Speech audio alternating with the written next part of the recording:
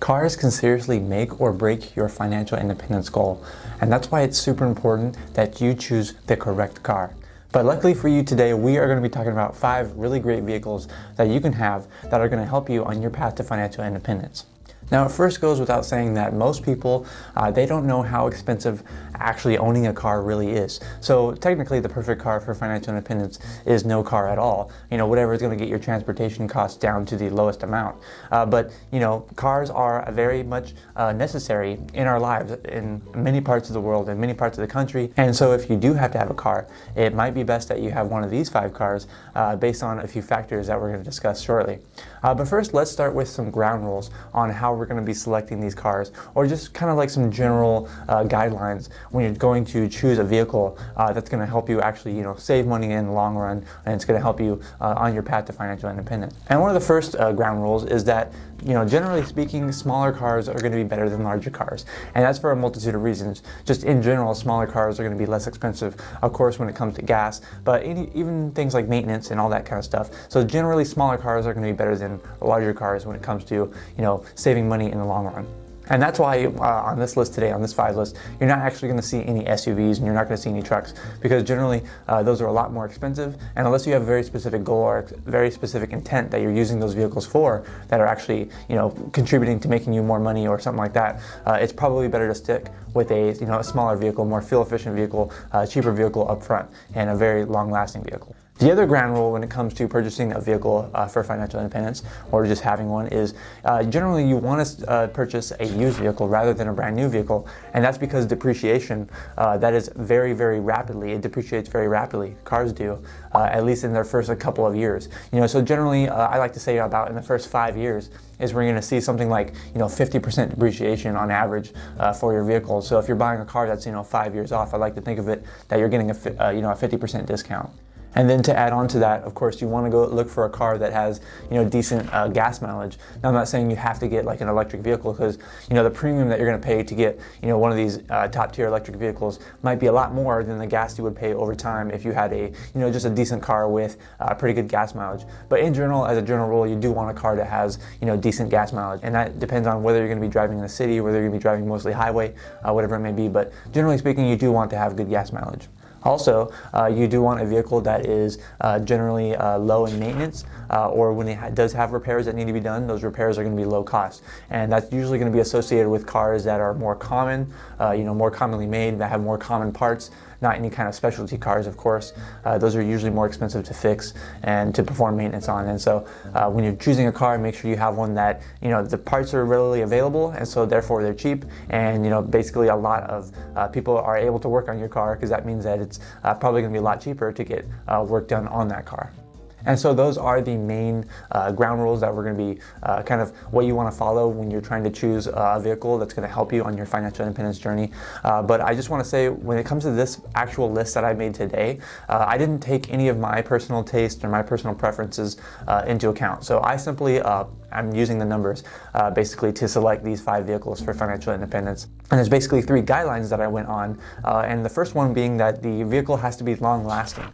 So one source that I used was called iSeeCars.com, and they basically had a survey done of how long your car lasts, what percentage of your vehicles, of their users, have cars that are over 200,000 miles and still running. And so pretty much all the vehicles that you're going to see on this list have a higher percentage within that survey of vehicles that actually lasted over 200,000 miles. And then in addition to that, I used Kelley Blue Book to look at good vehicles, used vehicles that are reliable, that are under $10,000. Even though the car has to be, long lasting, but it also has to be, a decent price. And so if you're looking for a used vehicle, let's say a 5-year-old vehicle, maybe you want one that is actually in that $10,000 price range. And so most of these vehicles that I'm going to be listing today, they're going to fit into that criteria of, if you buy them used at this, maybe like 5 or 6 years old, you're probably going to be able to get it for under $10,000 in most circumstances. And thirdly, the other factor, the other source that I used was fuel efficiency. So I actually used, testingautos.com is what I used, and they had basically a list of cars with the best miles per gallon. And so most of the vehicles on this list that you're going to find, they are going to have some pretty decent gas mileage. Now let's start out the list with number 5, and we'll count it down to number 1. So number 5 is actually the Toyota Camry. Okay, and the Toyota Camry, the reason why I selected Toyota Camry is it has a combined miles per gallon MPG of 41. So that's city plus highway. The average of that is 41. And then the percentage of vehicles that are over 200,000 miles within that survey that I mentioned is 1.5%. So generally these are going to be lower amounts because people usually don't keep their cars for that long. But 1.5% was actually ranked pretty high on that list. Coming in at number 4 is the Honda Accord. Okay, so the Honda Accord doesn't have as good of gas mileage, of average gas mileage. And of course we're talking about used ones here. The miles per gallon on average that I got from Kelley Blue Book was 27, so combined MPG of 27 for the Honda Accord.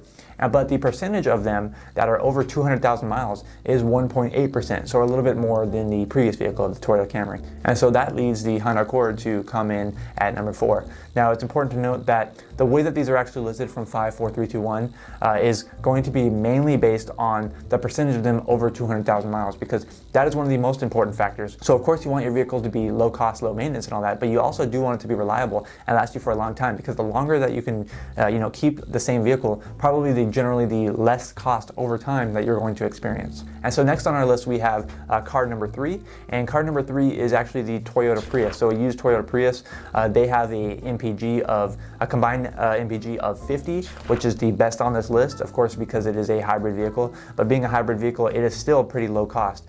The percentage of them that they have over 200,000 miles on that survey was 2%. And so that is why the Toyota Prius comes in at number 3 on this list.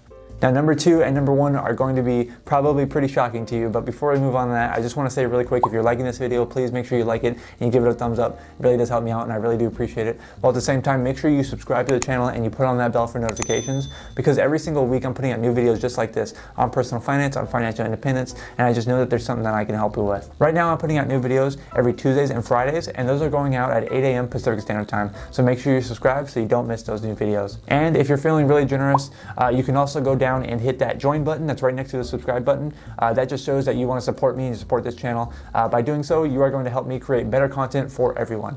Now let's move on to car number 2 on this list, and car number 2 is the Honda Civic. So you might be noticing a trend here, right? So every single car that I've listed is Toyota or Honda, and that's because these Japanese vehicles have a really great reputation for being long-lasting and having great value. So the 2012 Honda Civic is going to be getting a combined MPG of about 32 miles per gallon. The percentage of them that is over 200,000 miles from that survey was 2.3%. So you can see that we're getting higher on the percentage-wise of the amount of vehicles that are lasting over 200K. And so maybe you have noticed kind of this on the road as well. Some of these cars that I mentioned today, you're probably seeing a lot of them on the road. And that's for very good reasons, because they do last a pretty long time.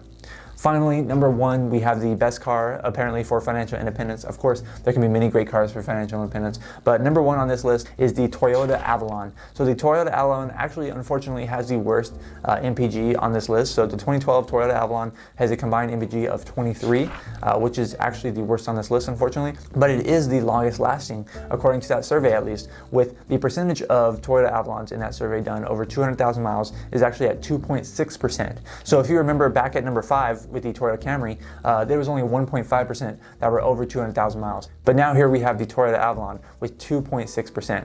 And of course, you can find probably some different numbers on the longest lasting cars and how long they're going to last and if they're going to last over 200,000 miles. But generally, I don't think you can pretty much go wrong with a Toyota or a Honda when it comes to choosing a vehicle for financial independence. And as long as you keep to those ground rules, you remember to buy used, remember to buy something with decent gas mileage, and you remember to buy something, with a good value so you don't lose a bunch of money in depreciation, you're going to be just fine. But vehicles are just one of those small things that you can take care of on your way to financial independence. And if you want a full guide on how you can achieve financial independence, then if you haven't already, make sure you watch this video that I created called How to Achieve Financial Independence in 10 Years or Less, because it is a complete guide for you.